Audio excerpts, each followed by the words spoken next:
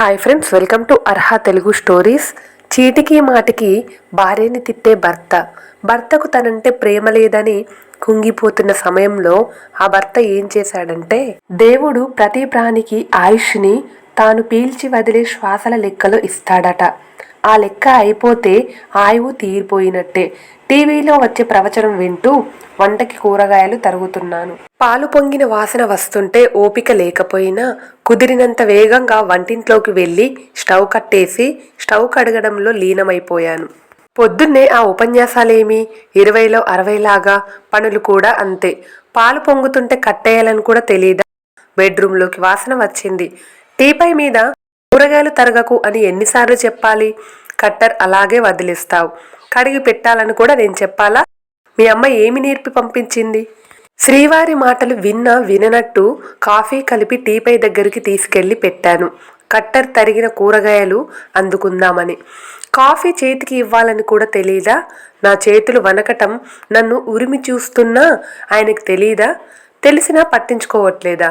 Sorry, జ్వరం తగిలినట్టుంది, నిద్ర లేదు రాత్రి కూడా. టీవీ పెట్టుకొని పని చేసుకుందామని చిన్నబుచ్చుకొని సమాధానం చెప్పాను. అవేమీ ఆయనకు పట్టవు అని తెలిసిన. నేను వెళ్ళాక నీకింకా ఏం పని ఉంటుంది? పడుకోవటమే కదా. ఇవన్నీ వింటూ నిల్చోటానికి మనసు శరీరం రెండూ సహకరించట్లేదు. లంచ్ బాక్స్ సర్దడానికని మళ్ళీ వంటింట్లోకి వెళ్ళిపోయా. కడుపు ఖాళీగా ఉండడంతో నొప్పి, నీరసం ఎక్కువ అయ్యాయి. ఆయనతో పాటు నాకు కూడా కలుపుకున్న కాఫీ కప్ నన్ను జాలిగా చూస్తున్నట్టు అనిపించింది.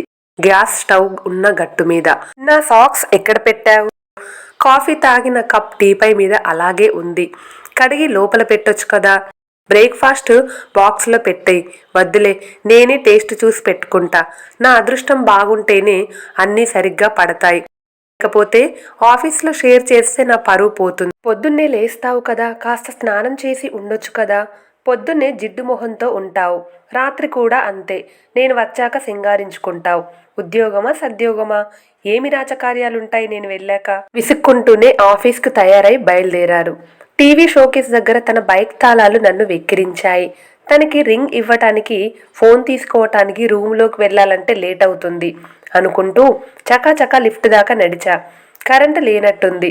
జనరేటర్ పనిచేయట్లేదమ్మా అని నిన్న వాచ్మెన్ చెప్పిన విషయం గుర్తొచ్చింది. 2 ఫ్లోర్లు దిగాలి. 10 మెట్లు దిగానో లేదో అసహనంగా ఎదురయ్యారు తను. నైటీతో కిందికి రావద్దని ఎన్నిసార్లు చెప్పా? పని మనుషులు నీట్గా ఉంటారు నీకంటే. బైక్ తాళాలు అందుకొని విసురుగా వెళ్ళిపోయారు. కాఫీ మళ్ళీ వేడి చేసుకున్నా, కానీ తాగాలనిపించలేదు. ఇల్లు ఒక కొలిక్కి తెద్దాం అని ఓపిక తెచ్చుకొని లేచా. 4 ఇడ్లీలు తిన్నా అనిపించింది. చదివి వదిలేసిన న్యూస్ పేపర్, మూత తీసి వదిలేసిన షూ పాలిష్ డబ్బా, తల తిరగటం ఎక్కువైంది. షోకేస్ క్లీన్ చేసి ఫ్రెష్ అవుదామని అలాగే పని మొదలు పెట్టాను. పెళ్లికి ముందు ఆఫీస్ క్యాంపు వెళ్ళినప్పుడు కలిసి దిగిన ఫోటోలు తుడవడానికి చేతిలోకి తీసుకున్నా. చేతులు కలిపి కళ్ళల్లో కళ్ళు పెట్టి చూసుకుంటూ, అప్పుడు ఆయన కళ్ళల్లో ఉన్న ప్రేమ ఇప్పుడు నా ఒళ్ళు నా కంట్రోల్ తప్పిపోయింది. సోఫాలో కూలబడ్డా. ఏవో ఆలోచనలు.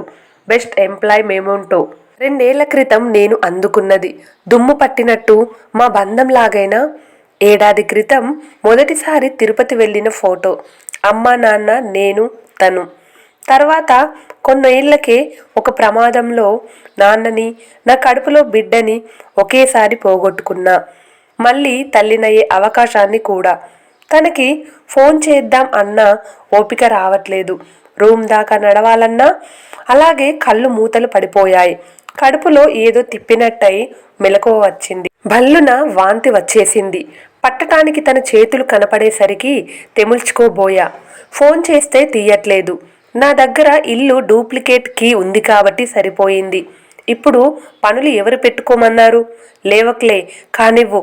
మాటల్లో ఎప్పటిలాగే కోపం. ఈసారి అందులో ప్రేమ కనబడింది. ఒళ్ళు ఎందుకో తేలిక అయింది. ఫ్రెష్ అవ్వాలని లేచాను. రూమ్లో ఫోన్ చూసుకుంటే తన మెసేజ్. డల్గా ఉంటున్నావని, నార్మల్గా ఉండట్లేదని కోప్పడుతున్నా. కానీ నువ్వంటే ఎప్పుడు నాకు ఇష్టమేరా. నువ్వే నా ఊపిరి. మీటింగ్ టెన్షన్లో ఉన్నా పొద్దున. తిన్నావా ఏమైనా? ప్రేమని వ్యక్తం చేయటమే బంధానికి ఊపిరి.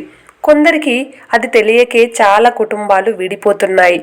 ఆలస్యంగా అయినా ఆయన అది అర్థం చేసుకున్నందుకు మనసు కూడా తేలిక పడింది. అవసరమైనప్పుడు ఆ ప్రేమ చూపిస్తే ఎదుటివారు ఎంతో సంతోషిస్తారు. ఈ కథ నచ్చితే గనుక ప్లీజ్ మా ఛానల్ని లైక్ చేసి సబ్స్క్రైబ్ చేసుకోండి. Thank you for watching.